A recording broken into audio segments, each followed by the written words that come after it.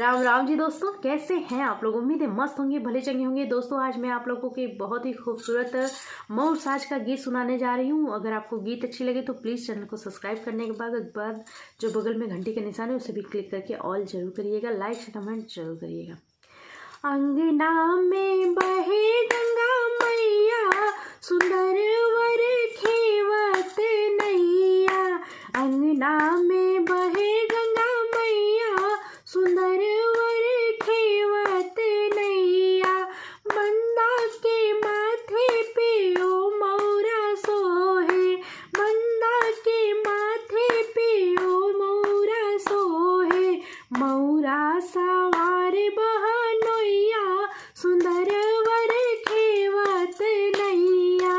मौरा सवार बहनोइया, सुंदर वर खेवत नैया।